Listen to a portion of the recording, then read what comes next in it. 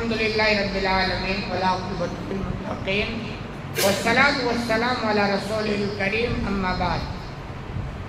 باتیں فرشتوں کے تعلق سے چل رہی تھی۔ حدیث نمبر 3222 عن ابی ذر رضی اللہ عنہ قال، ابو ذر رضی اللہ عنہ اس کی روایت اور بیان کرتے ہیں، قال نبی صلی اللہ علیہ وسلم کہ نبی کریم صلی اللہ علیہ وسلم نے ارشاد فرمایا، قال علی جبریل کہ جبریل نے مجھ سے کہا، یعنی اللہ کے رسول بیان کرتے ہیں کہ جبریل علیہ السلام نے مجھ سے کہا، یعنی اللہ کا پیغام لا کر مجھے بتایا، من مات من امتک لا یشرک باللہ شیئا داخل الجنہ، کہ جو تمہاری امت سے اس حال میں مر گیا کہ اللہ کے ساتھ کچھ بھی شریک نہیں ٹھہرایا، کسی چیز کو شریک نہیں ٹھہرایا، تو جنت میں داخل ہوگا۔ اولم يدخل النار قال وإن زنا وإن سرق، چنانچہ آپ صلی اللہ علیہ وسلم نے سوال کیا کہ کیا وہ جہنم میں داخل نہیں ہوگا اگرچہ وہ زنا کرے اور چوری کرے۔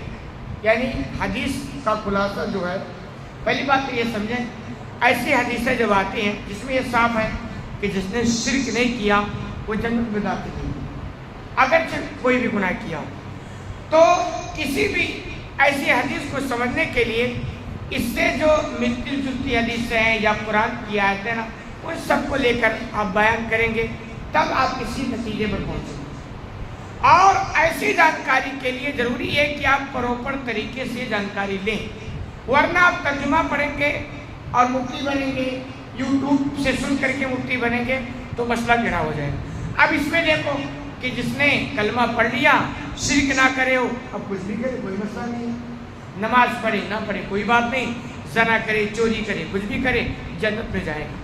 تو اس کو دیکھ کے سمجھنے کی بات تو ہے، اس حدیث میں دراصل جو ہے وہ توحید کی فضیلت ہے کہ آدمی جو اللہ کی وحدانیت کو تسلیم کر لیا، شرک سے بچ گیا، ایک نہ ایک دن وہ آئے گا کہ اسے جنت میں داخلہ مل کے رہے گا۔ ایسا نہیں کہ وہ جنت میں داخلہ اس کو نہ ہو کے رہے گا۔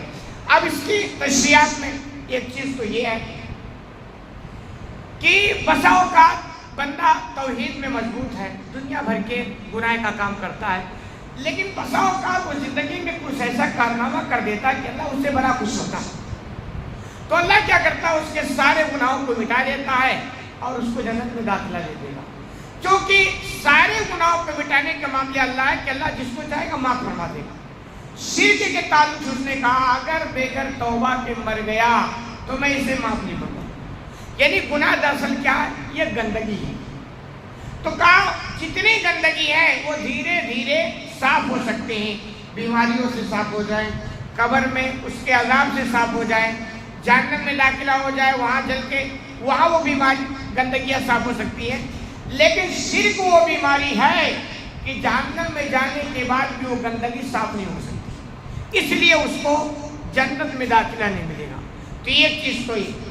دوسری چیز جو سمجھ میں آتی ہے وہ یہ ہے کہ بسا اوقات بندہ توحید میں مجبور ہوتا ہے، گناہ اس کے ساتھ ہوتے ہیں، تو اللہ اس سے حالات بناتا ہے کہ جب جنت اور جہنم میں جانے کی باری آتی ہے نا، تو اس سے پہلے اس کے گناہ مٹا دیے جاتے ہیں۔ مثال کے طور پر دنیا میں کچھ ایسی بیماریاں لگ گئی جس پر وہ صبر کیا تو گناہ مٹ گئے، قبر میں اس کو اگر تکلیف پہنچی برزخی زندگی میں تو گناہ مٹ گئے۔ ایسے ہوتے ہوتے نتیجہ ہوتا کہ سارے گناہ اگر وہ شرک سے محفوظ ہوتا ہے تو ڈیلیٹ ہو جاتے ہیں اور اس کے بعد اس کو جنت میں داخلہ مل جاتا ہے۔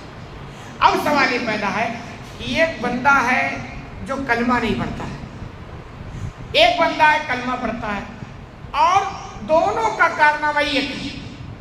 کلمہ پڑھنے والے کا بس معاملہ یہ ہے کہ وہ کلمہ پڑھتا ہے اور شرک نہیں کرتا ہے، اور ایک دوسرا بندہ ہے کلمہ نہیں پڑھتا شرک کرتا ہے، لیکن باقی جو کارنامے ہیں، کلمہ پڑھنے والا زنا کرتا ہے وہ بھی زنا کرتا ہے، یہ چوری کرتا وہ چوری کرتا ہے، یہ جھوٹ بولتا وہ جھوٹ بولتا، یہ نماز نہیں پڑھتا وہ نماز نہیں پڑھتا، لیکن یہ کام معاملہ ہے کہ صرف کلمہ کی بنیاد پر ایک شخص کو جنت بھی مل جائے اور ایک آدمی کلمہ نہ پڑھے اس کا ٹھکانہ جہنم بن جائے۔ یہ ایسے کیسے ہو سکتا ہے؟ تو اسے سمجھنے کی ضرورت دراصل یہ ہے کہ جو بندہ کلمہ پڑھتا ہے نا، گرچہ نالائق ہے لیکن کم از کم اتنا مانتا ہے کہ ہمارا معبود صرف اللہ ہے. ٹھیک ہے، وہ سمجھتا ہے کہ ہماری بدعمالیاں ہیں، برائیاں ہیں، میں مجرم ہوں، لیکن وہ یہ تسلیم کرتا ہے کہ ہمارا معبود ہے. اس تسلیم کا فائدہ اس کو یہ ملے گا کہ اس کو جنت میں جگہ ملے گی.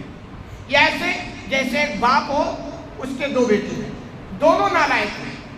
ایک نالائق ایسا ہے کہ اپنے باپ کو باپ مانتا ہے، حالانکہ باپ ایک نہیں مانتا ہے، لیکن یہ مانتا ہے کہ ہمارے ابو یہی ہیں. یہ بھی نالائق ہے، مانتا ہے لیکن اس کی ایک نہیں مانتا. اور ایک دوسرا بیٹا وہ نالائکی کی سارے حدوں کو پار کر گیا. وہ تو کہتا ہے تم ہمارے ابو ہو ہی، سیدھے سے انکار کرتا ہے. تو اب دونوں میں فرق ہو گیا نا. باپ کہے گا یہ بھی نالائق وہ بھی نالائق، لیکن یہ نالائق کم سے کم مجھے ابو مانتا ہے، اور وہ نالائق ایسا ہے کہ وہ سرے سے تو مجھے انکار ہی کر دیا ہے. تو اب کہے گا سنو، چونکہ میں تمہارا ابو نہیں ہوں تو اب تمہارا میرے پراپرٹی میں کوئی حصہ نہیں، میرے گھر میں کوئی حصہ نہیں، میری جائیداد میں کوئی حصہ نہیں. اب تم بے دخل ہو، کیونکہ میں جب تمہارا باپ ہوں ہی نہیں تو ہماری پراپرٹی میں تم کو حصہ میری، یہ سوال ہی نہیں پیدا ہوتا نا. بالکل یہی معاملہ کچھ ایسا ہے کہ دونوں بندے نالائق ہیں، لیکن ایک بندہ ہے جو اللہ کو اللہ مانتا ہے، دوسرا بندہ جو سرے سے کہتا نہیں ہمارا اللہ وہ ہے. تو لیکن جب تم ہمیں مانتے نہیں تو ہماری جنت میں داخلہ تم کو کیوں ملے گا بھائی؟ جنت کے باغات تمہیں کیوں ملیں گے؟ جنت کی نعمتیں تمہیں کیوں ملیں گی؟ یہ صاف سی بات ہے. یعنی ایک بندہ اللہ کو اللہ مانتا ہے، شرک سے بچتا ہے، ایک وہ دن آئے گا اس سے توحید کا فائدہ ملے گا اور جنت میں اس کو داخلہ مل کے رہے گا. اور ایک بندہ جو انکار کرتا اس کے لیے کوئی آپشن نہیں. لیکن اس کا یہ مطلب نہیں ہے اس طرف کلمہ پڑھو اور بدمعاشیاں کرو آپ کو دخول اولا، کیونکہ اور ساری تعلیمات آپ پڑھیں گے، بے نمازیوں کا ٹھکانہ جہنم، چوروں کا ٹھکانہ، یہ ساری چیزیں ہیں. تو یہ اصل میں ہے کیا ہے کہ کسی ایک گناہ سے یا کسی ایک نیکی سے آپ فیصلہ نہیں کر سکتے. اللہ کے یہاں کیا ترازو ہوتی ہے، ایک پلڑے میں نیکی ہوگی اور دوسرے پلڑے میں گناہ ہوگی. جس کا پلڑا بھاری ہو گیا بس معاملہ ٹیڑھا ہے. یعنی اگر نیکی کا پلڑا جھک گیا آپ کا معاملہ پار ہے، اور اگر گناہ کا پلڑا جھک گیا تو معاملہ ٹیڑھا ہے. تو یہ دراصل ہے. اس لیے نیکیاں خوب کرو اور اگر کبھی گناہ ہو جائے تو مایوس نہیں. اس لیے اللہ نے توبہ کے دروازہ کھول کے رکھا ہو. ہاں، شرک زندگی میں نہیں آنی چاہیے، کفر زندگی میں نہیں آنا چاہیے. یہ ساری چیزوں سے آدمی بہت محتاط ہو کر زندگی گزارے تو انشاءاللہ معاملہ بن سکتی ہے.